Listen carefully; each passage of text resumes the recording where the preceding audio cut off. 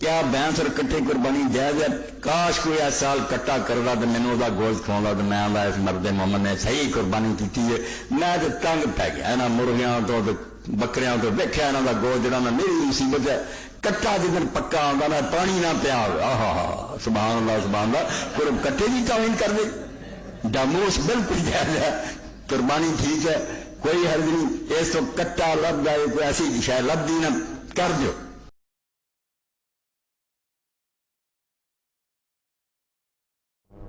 نہیں اس کے لیے وہ مسئلے نہیں کہ نصاب والے نہ قربانی والے، وہ ان لوگوں نے آپ ہی شیشہ بنائے. گھر میں ایک قربانی ہو جائے نا. ابو ہریرہ رضی اللہ عنہ لائے، ان کی بیوی بچیوں نے کہا ہماری کہاں، انہوں نے کہا تمہاری بھی ہے میری بھی، سب کے لیے کہا. یہ تو کئی صحابہ نے بیان کیا کہ اب لوگوں نے فخر کی یہ بات بنا لی ہے کہ کئی جانور ذبح کرنے لگے. کوئی نہیں کرتا. آپ کے زمانے میں ایک بکری سارے گھر کی طرف سے کافی ہوتی.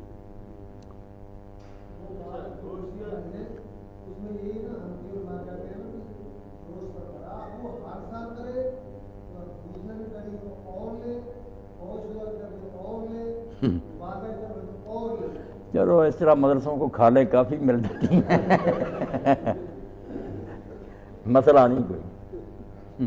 ایک لوگوں نے مسئلہ یہ بنا رکھا ہے کہ چلیں اپنی چھوٹی موٹی قربانی کی تو پھر اس کی منہ نہیں پھیر لینا چاہیے. شرعی اعتبار سے اس کے 3 حصے کرنے چاہیے، ایک عزیز و اقارب کے لیے، ایک غریبوں کے لیے، ایک اپنے آپ کے لیے. تو یہ بات بھی درست یہ جو کرتے ہیں نا کہ ترازو کے ساتھ 3 برابر تول کر رکھ لیتے، اس کی کوئی ضرورت نہیں. نہ یہ دین میں کوئی حکم ہے. بس 3 موقعوں پر یہ گوشت خرچ ہو سکتا ہے، یعنی اپنے کھانے میں آ سکتا ہے، رشتہ داروں کو دے سکتے ہیں، ملنے کے لیے آیا اس کو کھلا سکتے، غریبوں مسکینوں کو دے. یہ 3 مصرف ہیں. اب کہاں زیادہ ضرورت ہے؟ اگر آپ کے 1-2 گھر میں افراد ہیں تو رکھ لیں سیر 2 سر، باقی غریبوں کو دے دیں. اگر غریب تھوڑے ہیں اور آپ کے گھر کے افراد زیادہ 50 جی اپنے ہیں تو کھا لیں. ہاں 3 جو ہے نا وہ مصرف ہیں. یہ نہیں کہ برابر کرنے ہیں. سے 3 گھر میں رکھ سکتے ہیں، رشتہ داروں کو کھلا سکتے ہیں، غریب اور مسکینوں کو دے سکتے ہیں.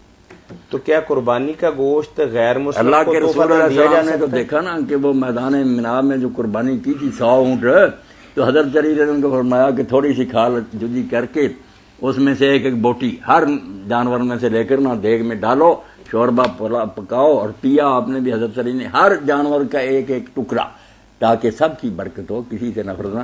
باقی لوگوں کو اجازت دے لوٹ لو، لے جاؤ سارے کاٹ کر.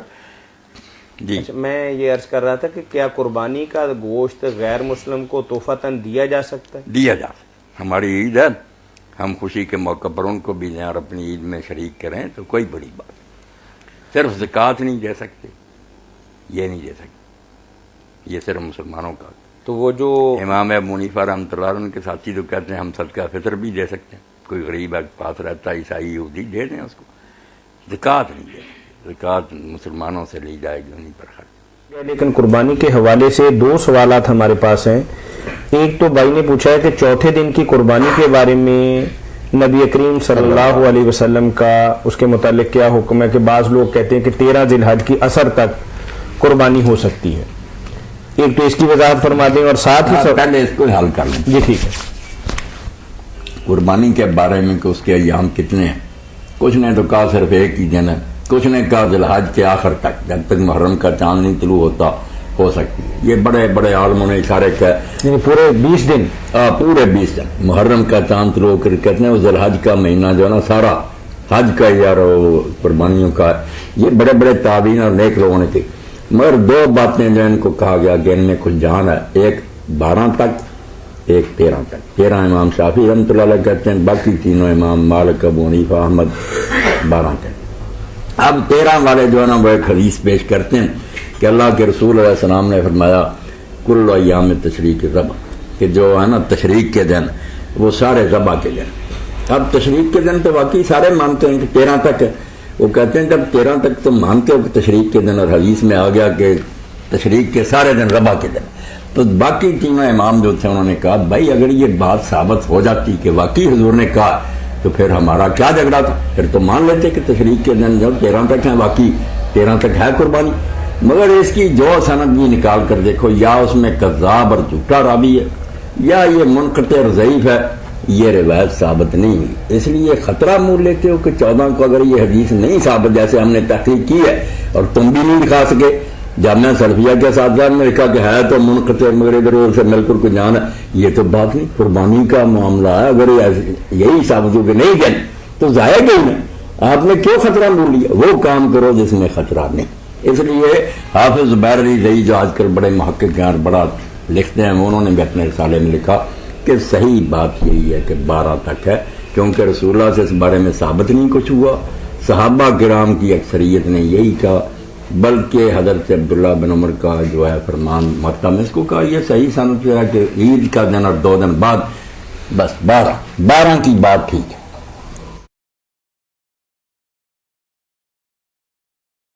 گھوڑے کی قربانی کرے جائز ہے قیامت پر. گھوڑا حلال، گھوڑا عقل دے ہل ہے. یعنی اللہ کے رسول کے کتابیں دفتر پڑے ہے کہ رسول اللہ کے زمانے لوگ گھوڑا ذبح کر کے کھانے.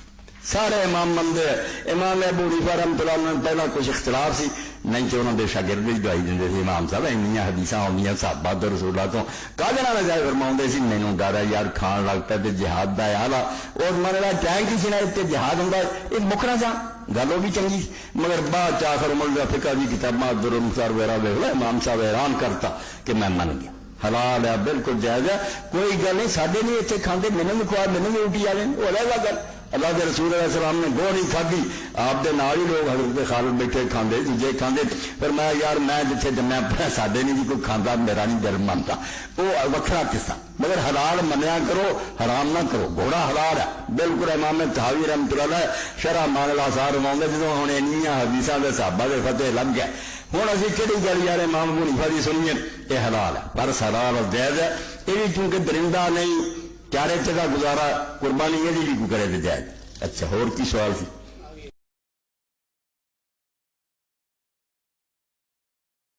ضروری تو قربانی کے لیے 4 چیزیں ہیں جو ہاتھ اٹھا کر آپ نے فرمانا کہ 4 چیزیں جو ہیں یہ جس جانور میں ہوں گی وہ قربانی میں نہیں لگ سکتی. ایک اس کی آنکھ ٹھیک نہیں، کانا ہے صاف نظر آ رہا، کانا لنگڑا کر چلتا ہے، کمزور ایسا کہ اس کی ہڈیوں میں گوشت ہی نہیں، وہ مغز ہی نہیں ہے، اور ایک بیمار جس کی بیماری بھی صاف نظر آتی کہ یہ تو بھی 4 گنی ہے آپ نے.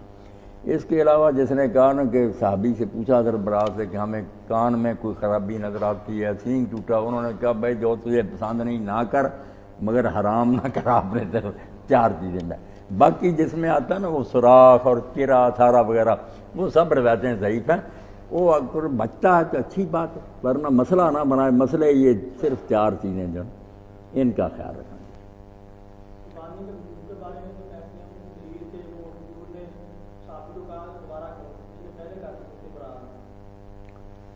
یہ مولانا عبدالرزاق صاحب کوئی دلیل نہیں وجوب کی. آپ نے دیکھا نا نفل شروع کی ہے وہ واجب نہیں مگر پڑھے غلط تو پھر کوئی دوسرا آدمی کہا کہ آپ کے یہ نہیں ہوئے دوبارہ پڑھیں تو اس کا مطلب نہیں کہ پہلے پڑھنا ضروری تھا. جب آپ نے اپنے گلے ڈال لی کوئی چیز تو پھر کہنا نا صحیح تو کرو. وہ یہ بات یہ نہیں اس میں کہ ضرور کرو. وہ جنہوں نے کی اور غلط کی نماز سے پہلے ہی کر لی وہ چونکہ عمل نہیں درست تھا. آپ نے اب کرنی ہے تو پھر نماز کے بعد کرو کہنا ہی تھا نا انہیں.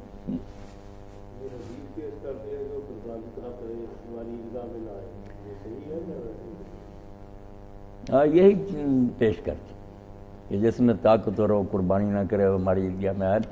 ایک تو ریاض صاحب ویسے نہیں یہ صحیح ہے، اس میں راوی جو ہے نا وہی ضعیف ہے، اور دوسرا اس سے یہ بات نکلتی نہیں. کئی مرتبہ نا کوئی جو سنت یا نفل چیزیں بھی ان پر بھی حضور زور دیتے تھے.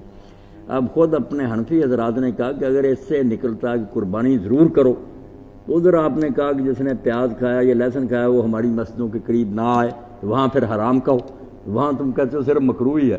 وہ کہتے ہیں ایک بات بناؤ نا پھر کہ اگر ایسا حکم جو ہے اس سے وجوب نکلتا ہے تو وہاں پھر حرمت نکلے گی. تو یہ صرف تاکید کے لیے باتیں ہو جاتی ہیں کیونکہ حضرت ابوبکر حضرت عمر رضی اللہ عنہ کا بالکل آتا ہے نا کہ وہ کئی سال چھوڑ دیتے اور اسی لیے چھوڑتے تھے کہ لوگوں کو پتہ چلے کہ یہ ضروری نہیں ہے. حضرت ابو مسعود بدری ایک صحابی وہ فرماتے ہیں کہ میں کسی سال بالکل بہت مالدار ہوتا ہوں مگر اسی لیے چھوڑ دیتا ہوں کہ لوگوں کو پتہ چلے کہ یہ واجب نہیں ضروری نہیں. فقیروں مسکینوں کے لیے جیسے لوگ کہتے ہیں نا حصہ ہے 3 حصے کرو یہ ایسی کوئی نہیں بات دین میں. یہ ان مصرفوں میں خرچ ہو سکتا ہے. اگر گھر میں ہی ضرورت ہے سارے کی کھا سکتے ہیں نیت بد نہ ہو. اگر وہ اپنے بجائے اپنے عزیز و قریبوں کو بھیج دیتا، بھیج سکتا، مسکین ملتے ہیں ان کو دے سکتا، باہر بھی بھیجا جا سکتا، جیسے میں نے کہا نا کہ اگر لوگ یہ پیک کر کے جہازوں میں بھیج دیں ان بیچاروں کو، باہر بھی بھیج سکتے، ایسی کوئی بات